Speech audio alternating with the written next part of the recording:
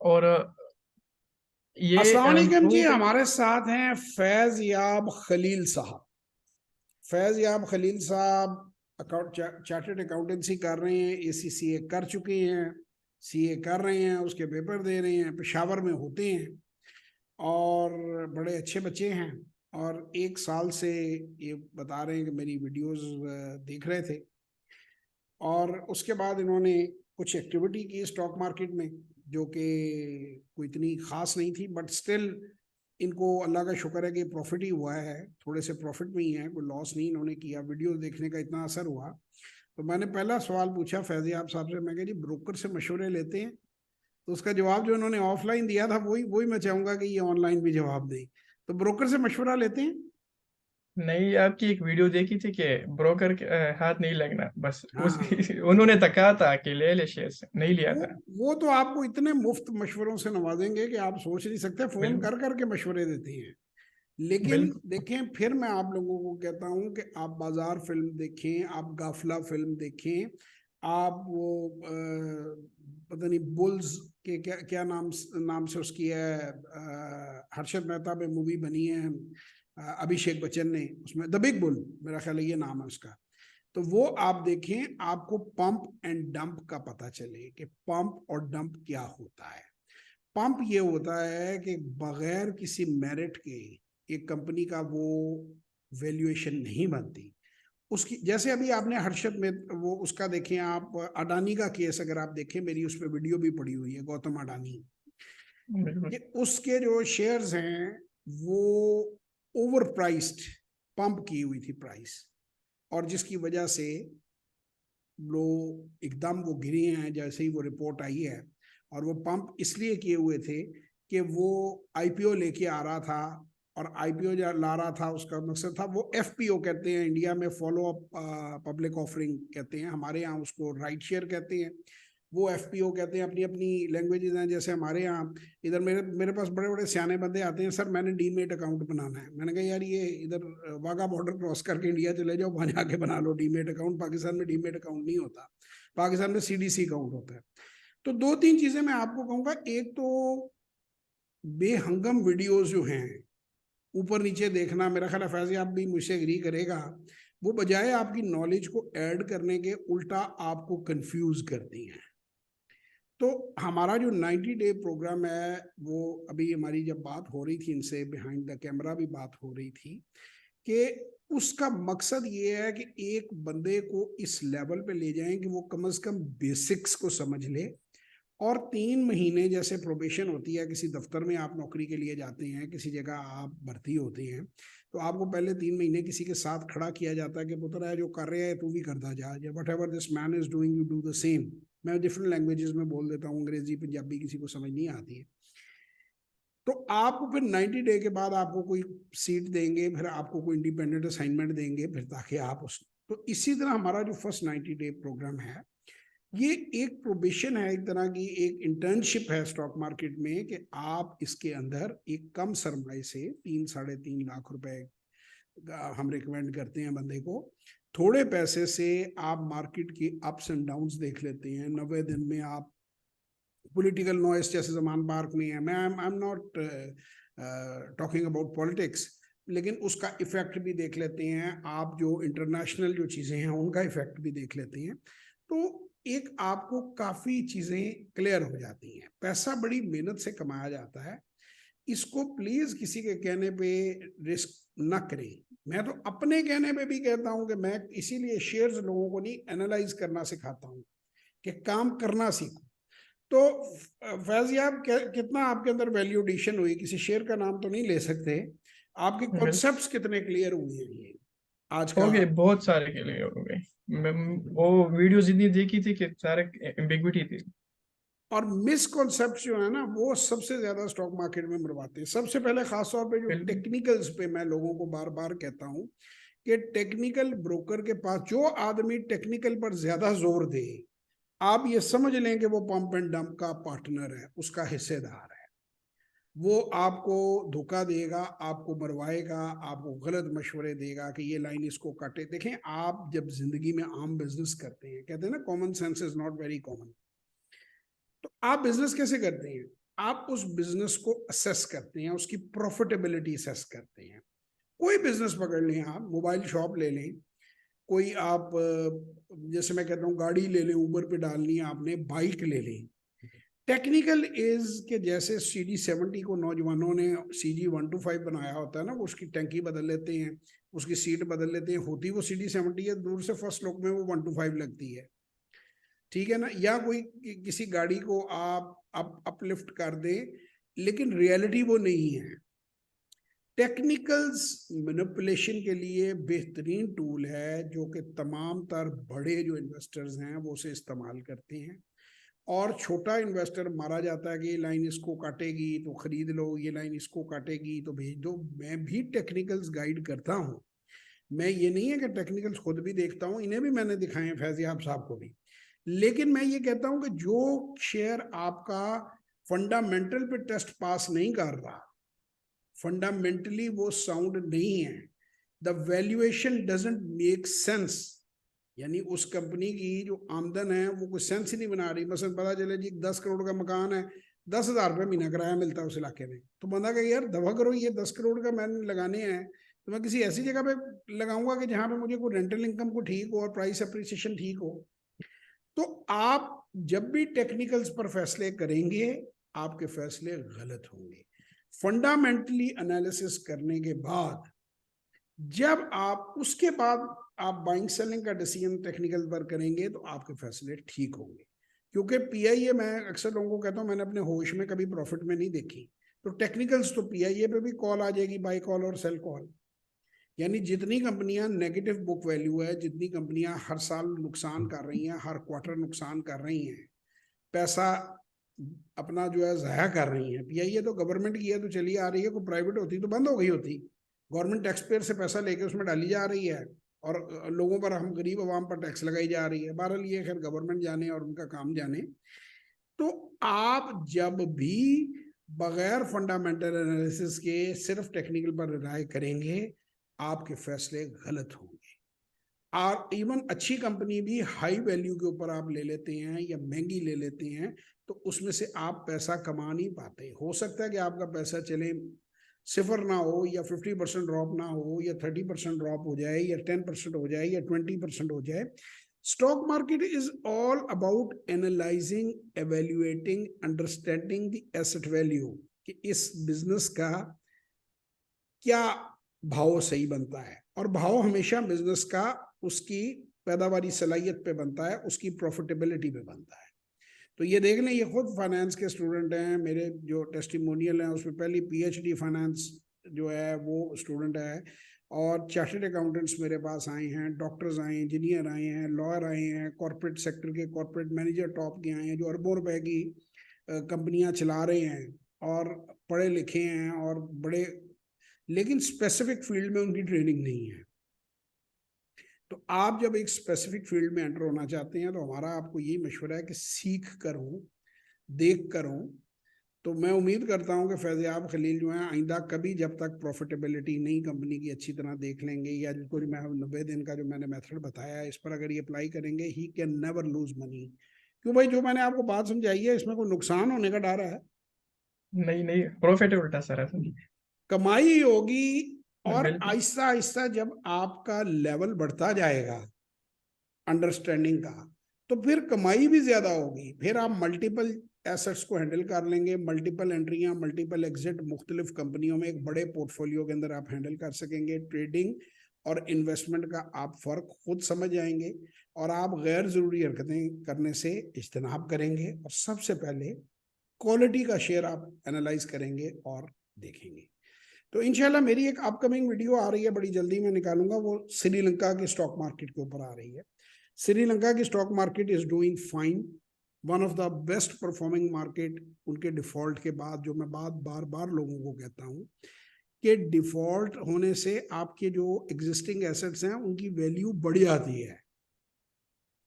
यानी नई फैक्ट्री लगानी, क्योंकि देखें फर्ज करें कि आप ये, हम इसी की मिसाल ले लेते हैं, ये माइक आगे पड़ा हुआ है मेरे, इस माइक की मैं मिसाल ले लेता हूँ। अगर ये माइक फंक्शनल है और कई साल फंक्शन कर सकता है, तो लेट्स से ये 100 रुपए का आया था जब डॉलर जो है वो 60 रुपए का था। अब डॉलर जो है वो तकरीबन 300 रुपए पे इंपोर्ट के लिए चला गया है, तो ये माइक अभी भी फंक्शनल है।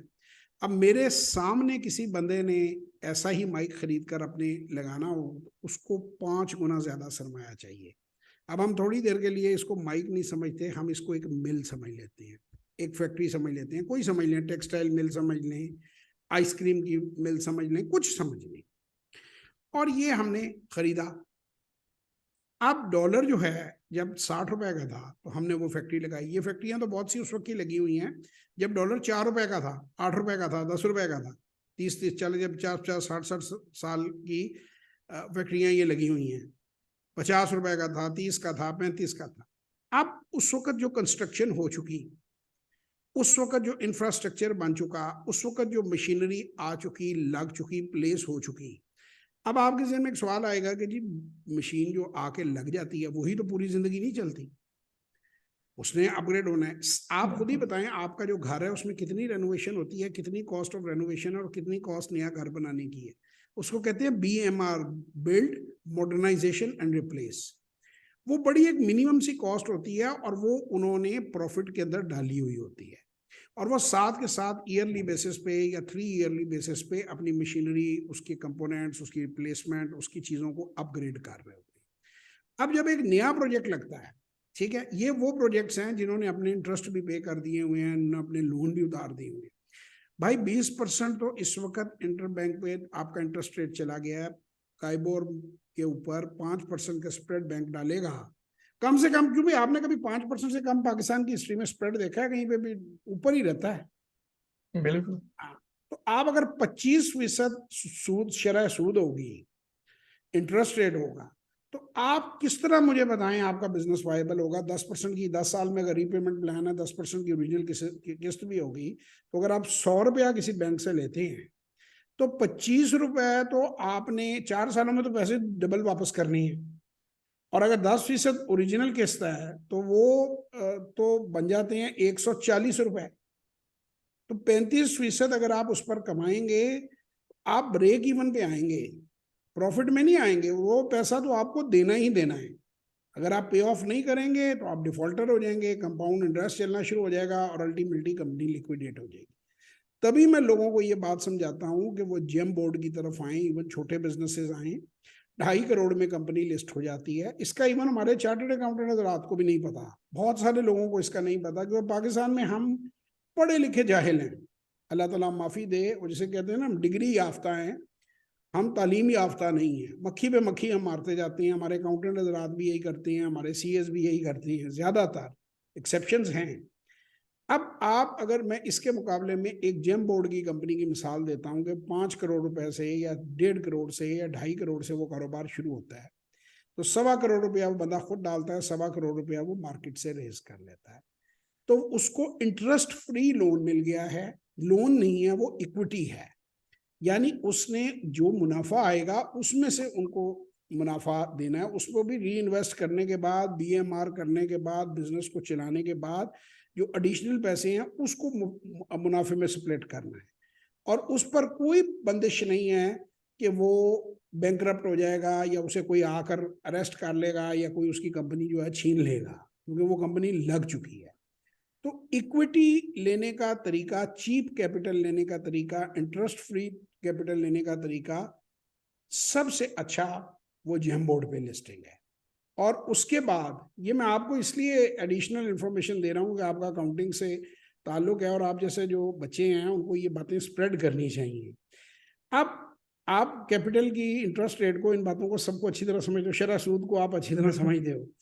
अब अगर आपको कैपिटल के मुकाबले में इक्विटी मिल गई, लेट से कि जी आपने अपने 5 या 10 दोस्तों के साथ मिलकर बिजनेस किया, अब 10 लोगों ने 12-12 लाख इकट्ठा किया या 5 लोगों ने 25-25 लाख इकट्ठा किया और बाकी आपने कंपनी लिस्ट करवा दी और प्रॉफिटेबल कंपनी है। मैं कहता हूँ CA की फर्म ही है, अकाउंटिंग फर्म ही आप बना देते हैं और आप सर्विसेज बेचते हैं, मतलब कोई सिंपल बिजनेस है ना, एनी बिजनेस।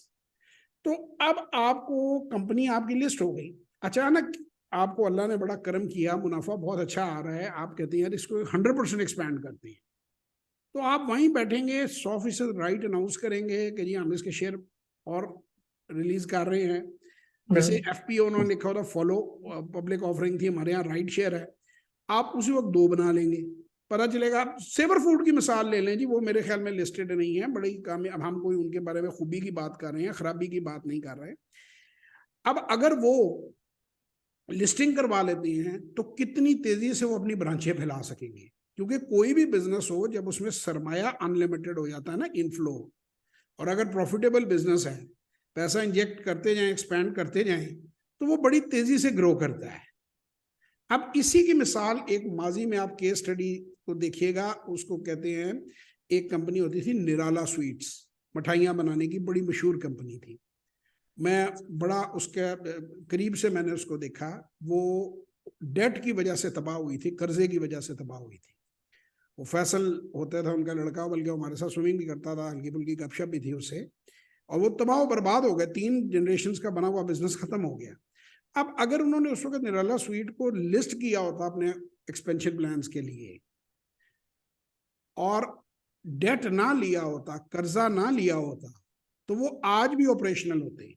और जिस वक्त वो डगमगा रहे थे, जिस वक्त कोई उनके अंदर डिफिकल्टी हो रही थी, तो लिमिटेड कंपनी का सबसे बड़ा फायदा ये होता है कि आप इर्द गिर्द जब लोगों से मदद मांगते हैं तो वो बड़ी खुशी से आपको सरमाया डाल देते हैं और एक स्टेक अच्छी शेयर होल्डिंग के अंदर ले लेते हैं, या आपके मर्जर एंड एक्विजिशन हो जाती हैं, आप जॉइंट हो जाते हैं, कंपनी बनी हुई हो, किसी छोटी कंपनी को साथ में ला लेते हैं, कुछ कैपिटल बायर से लोगों से कहते हैं कि यार इसमें इंजेक्ट कर देते हैं, ये देखो ये स्टेप्स हम लें, तो हम बच जाते हैं, तो बिजनेसेस बच जाते हैं। लेकिन जो प्रिवेलिंग इंटरेस्ट रेट है 25%, 30%, मतलब जो उसके ऊपर मैं नहीं समझता कि कोई नया बिजनेस सर्वाइव ही कर सकता है। एक्सपैंड करना तो बड़ी दूर की बात है, तो सर्वाइव ही कर सकता है। तो जैसे हालात होते हैं किसी मुल्क के, आप देखेंगे यूरोप अमेरिका की स्टॉक मार्केट हमसे कहीं ज्यादा एस्टेब्लिश्ड है, वहां पे इंटरेस्ट रेट है 4%, 5%। उनको तो फिर लेना ही डेट चाहिए, उन्हें तो इक्विटी में आना ही नहीं चाहिए, ठीक है ना, और वो बिल्कुल। फिर भी तरक्की कर रहे हैं। हमारे इंटरेस्ट रेट इतने ज्यादा हैं, हम फिर भी, हमारी सेठ साहब की ये चॉइस है कि गले के अंदर चाबी लटकाई हो उन्होंने बनियान के नीचे, या वो जो है वो बांधी हुई हो अपने हाथ के साथ, यहाँ पे वो चाबी जो है गले की। जब तक आपकी गल्ला मेंटेलिटी रहेगी, जब तक आप ये कहेंगे कि मैं अकेला ही सारे बिजनेस का सोल प्रोप्राइटर रहा हूं, आप कभी ग्रो नहीं कर सकते। आप पूरी दुनिया में चले जाएं, corporate sector is the only solution. अगर KFC का मालिक ये कहता तो अब तक 3 ब्रांचें खोल ली होती उसने, अल्लाह के फजलो करम से। अगर मैकडोनल्ड का ये कहता, ये नाम मैं मैकडोनल्ड KFC इसलिए लेता हूँ कि अगर मैं उनकी इंडस्ट्रियों के नाम लूंगा, GE का नाम लूंगा, जनरल इलेक्ट्रिक का या फोर्ड का नाम लूंगा, वो आपको शायद समझ नहीं आएगी, क्राइसलर का लूंगा तो सिर्फ आपको मतलब इवन आप ये अमेजोन है, अमेजोन में भी वो कहता है जेफ बेजोस, वो कहता है जी मैंने ताला मार के चाबी अपने पास गले की रखनी है, वो जो है, और मैंने लिस्टिंग नहीं करानी। तो अमेजोन पे इस वक्त हजारों लोग ड्रॉप शिपिंग ना सीख रहे होते हैं, वो इतनी बड़ी ताकत ना बन। ये कॉर्पोरेट सेक्टर ही है जो आपके बिजनेसेस को बढ़ाता है। आपका कॉर्पोरेट सेक्टर आसानियां पैदा कर देता है, क्योंकि कैपिटल के बगैर बिजनेस नहीं हो सकता। और इंसान की पला सुला के 50-60 साल जिंदगी है, जो फंक्शनल लाइफ है वो तो और कम हो जाती है ना। फंक्शनल लाइफ जो है वो बिल्कुल 40-45 साल, 50 साल, 20-22 साल तो पढ़ते निकल जाती है। तो खींच तान के 40-50 साल वो भी कोई बड़ा लकी हो, बड़ा हेल्दी हो, बड़ा डिसिप्लिन हो, तो वो 70 की उम्र तक, 65 की उम्र तक काम कर सकता है। वैसे ही एवरेज लाइफ जो है 72 के करीब है, तो उसके बाद तो वैसे ही बंदा दुनिया से चला जाता है। तो उसमें अगर कोई इंसान काबिल है भी, तो वो उतनी एक्सपेंशन नहीं कर सकता, क्योंकि कैपिटल पूरे बिजनेस में से रेज करना, फिर जैसे एक दुकान है, दुकान में से दुकान निकालनी 10 साल का अमल है। लेकिन अगर आप IPO पे चले जाते हैं तो दुकान में से प्लाजा निकालना चंद महीनों का अमल है, और फिर उस प्लाजे में से 10 प्लाजे निकालना, और उन 10 प्लाजों में से 100 प्लाजे निकालना, मल्टीप्लायर इफेक्ट आता है। सो मैं आपको ये कहता हूं कि आप इस फील्ड को जरूर स्टडी करें।